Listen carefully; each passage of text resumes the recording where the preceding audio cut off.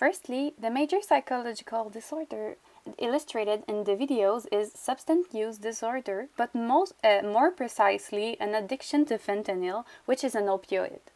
The key indications are the fact that the woman and the man are completely changed by the drug for the worst. On the woman's side, her physics, her face, is really transformed. She's almost unrecognizable and her skin crawls. On the man's side, it is his personality.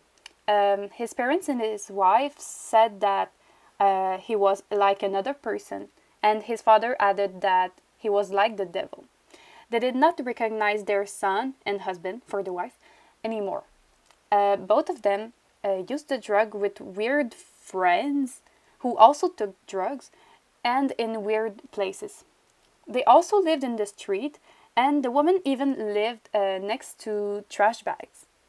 Both of them could not stop taking fentanyl even if they wanted to, since they have no control over it and they spent all their time using it.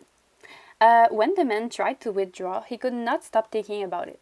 Another point is that they did not have money anymore since they spent it all on drugs, and even the man's parent went bankrupt.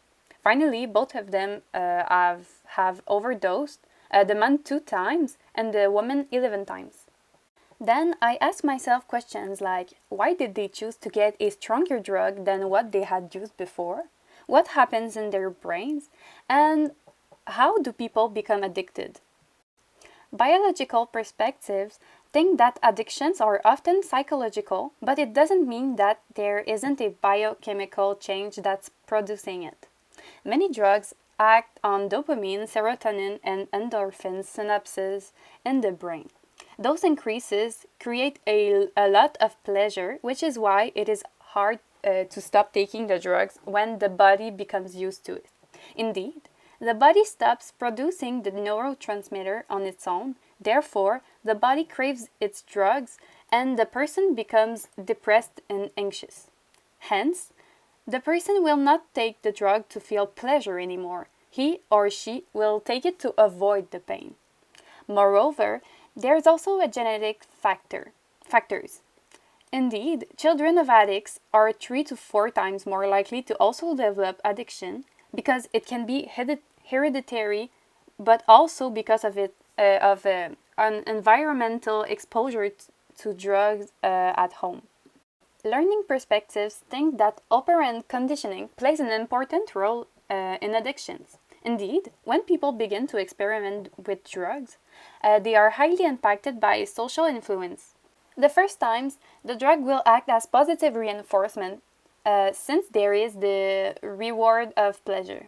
Then, like I said earlier, people will continue to take the drug to avoid the pain, and the drug therefore acts as negative reinforcement. Moreover, when people want to withdraw, they often experience drug onset cues. In fact, seeing anything that makes them think of the drug, like a specific room, a table, or other things, makes their body prepare itself for the drug, and taking the drug is the only way to avoid the discomfort.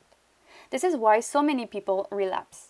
There is also the observational learning where people model from others around them. For example, if their friends use drugs, they might want to fit in and try it. Cognitive perspectives think that outcome expectancies are essential for understanding drug abuse. In fact, based on their positive previous expectation and use, people expect to have a good time when taking the substance. They think that it was good, so it will be good again. There is also the fact that our society often sees substances as good, so if a person doesn't take one, he or she is almost odd. And those things make it harder for people to quit their substance. Moreover, humans have too high self-efficacy expectancies where they think they can quit the substance whenever they want.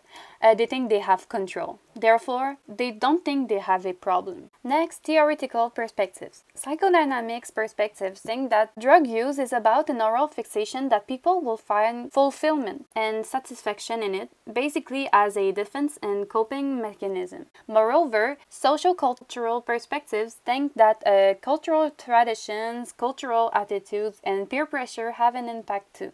Substances as drug and alcohol are socially acceptable and not sanctioned.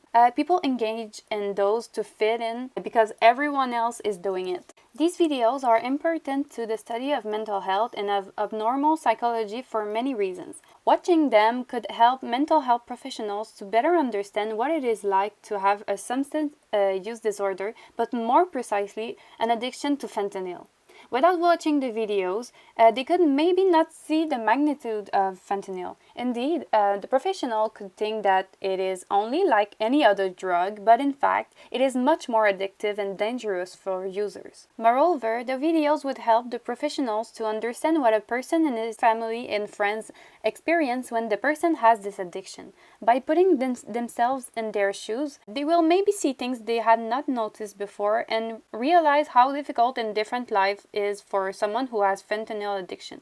Therefore, they might come up with new ways to help people affected. The videos could also change a professional's perspective on the subject and bring him to revise his methods. In Canada, I feel like many people start taking drugs as an escape from reality. For example, many people take them only at parties just to have more fun, but some become addicted very easily. Moreover, some people need something to get away from their problem, their lives, our society, and more. In fact, our society is too stressful and often depressing to people, and unfortunately, they choose a wrong way to avoid it. Of course, drugs are one of the main choices for people since they give a feeling that everything is alright when you take them. It makes you forget all your problems. There is also the fact that our society makes people take too much pills and medication, according to me. For example, the woman in the video had to take a medication and became addicted to it. I would recommend biological approaches for the treatment of this substance use disorder for many reasons. One of its greatest benefits is detoxification, which helps people to withdraw in a safe way since they are monitored and supervised. The doctors can also prescribe antidepressants to increase serotonin and dopamine so that they don't need to use the drug to create them. Finally, there is methadone maintenance programs, which is a long-term alternative. It can help the person to manage his chronic pains, reduce the tolerance to opioids, and block effects of other opioids. Its liquid form will also reduce cravings. However, it is meant to be a 1 to 2 years treatment, so if the individual isn't working closely with professionals, it is possible that he will only trade one addiction for another and continue on methadone on long term since it is an opioid too.